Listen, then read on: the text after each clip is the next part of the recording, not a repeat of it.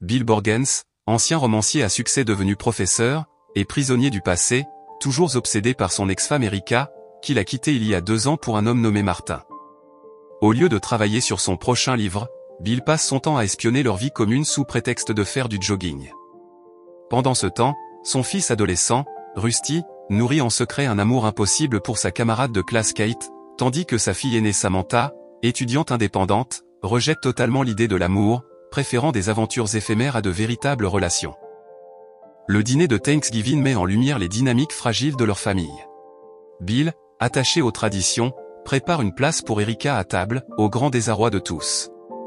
Pendant le repas, Samantha annonce une grande nouvelle, son premier roman est sur le point d'être publié. Bien que Bill soit fier d'elle, ayant élevé ses enfants dans l'amour de l'écriture, il ressent une certaine amertume de ne pas avoir été impliqué dans cette étape importante. Rusty, éternel médiateur, accepte de rejoindre Erika et Martin pour un deuxième dîner de Thanksgiving, mais Samantha refuse, nourrissant encore une rancune envers sa mère pour sa trahison. La fête, à l'image de leur famille, reste profondément complexe. Dans un bar animé, le camarade de classe de Samantha, Lou, la met en garde contre un individu louche, avant de dévoiler son propre intérêt en l'invitant à prendre un café. Autour de tasses fumantes, ils se découvrent des goûts littéraires étonnamment similaires, mais cette connexion effraie Samantha, qui fuit par peur de s'attacher. Lorsqu'elle s'aperçoit que Lou manque à leur séminaire d'écriture, elle le retrouve chez sa mère mourante, touchée par sa vulnérabilité. À mesure que leur relation se développe, ils discutent du roman de Samantha, où Erika trompe Bill, reflétant sa propre peur de la trahison.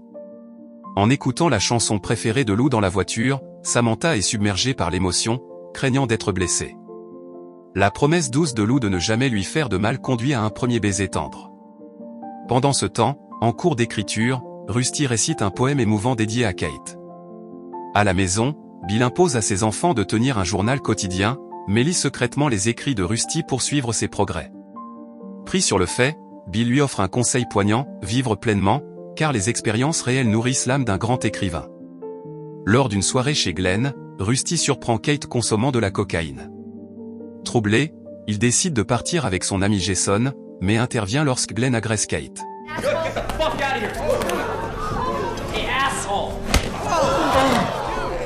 Rusty la ramène chez elle, prenant soin d'elle malgré son état. Alors qu'il l'aborde, elle devine que son poème lui était destiné, et leur complicité se transforme en une tendre histoire d'amour. À Noël, cherchant un moment privé et inoubliable, ils partagent une expérience intime dans le placard de Rusty. En guise de cadeau, Rusty offre à Kate un exemplaire de son roman préféré, tandis qu'elle lui donne son album favori. Cependant, Erika, aux prises avec ses propres démons, remarque l'intérêt de Kate pour ses médicaments. De son côté, Bill est tiraillé. Bien qu'il partage des moments discrets et une complicité naissante avec sa voisine mariée Tricia, son cœur reste tourné vers Erika. Une rencontre fortuite lors des achats de Noël les conduit à partager un café, où Bill exprime ses regrets et promet d'être un meilleur partenaire s'il se donnait une seconde chance. Encouragé par Tricia, il tente les rencontres en ligne, mais après une première expérience peu concluante, il passe chez Erika pour laisser sa bague de mariage, symbole de clôture. En la voyant plonger dans la lecture de son livre, il hésite à tourner définitivement la page. Lors du lancement du livre de Samantha, Bill fait un discours émouvant sur le processus d'écriture, tandis que Lou surprend tout le monde en invitant Erika, mal à l'aise. Sur les encouragements de Bill, Erika tente de féliciter Samantha, mais la froideur de cette dernière la laisse rejeter. Les tensions montent lorsque Samantha met fin à sa relation avec Lou, furieuse qu'il ait impliqué Erika. Par inadvertance, Samantha offre du champagne à Kate, ignorant ses problèmes d'addiction. Le mélange d'alcool et de médicaments laisse Kate dans un état critique. Gus, un camarade de Samantha, la raccompagne chez elle, où un drame éclate, Kate a été agressée.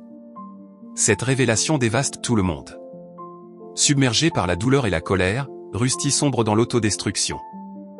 Dans un état d'intoxication alors qu'il est dehors avec Jason, il croise Glenn dans une supérette et se fait brutalement frapper. Pendant ce temps, Kate, en quête de rédemption, contacte Rusty depuis un centre de désintoxication, espérant un jour mériter son pardon. Inquiet, Bill pousse Rusty à canaliser sa souffrance dans l'écriture. Lorsque Rusty lui demande avec sarcasme s'il a fait de même avec Erika, Bill le punit.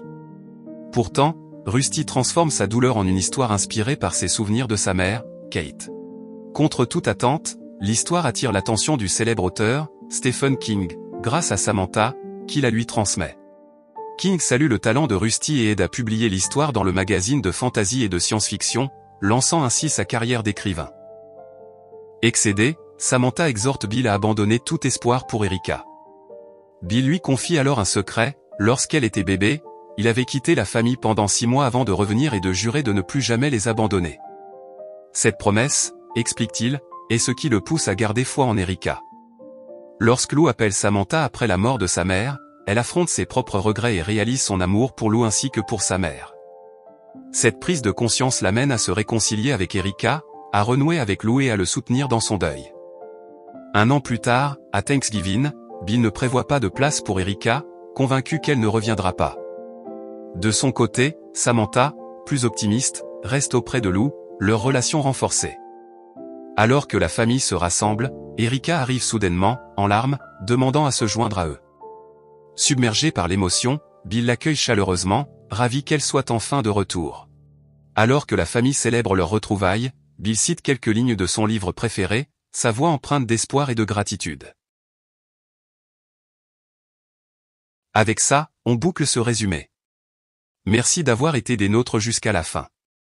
Vous avez aimé? Pensez à vous abonner pour ne manquer aucun résumé.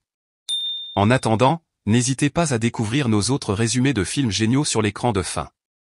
On se retrouve bientôt. Prenez soin de vous.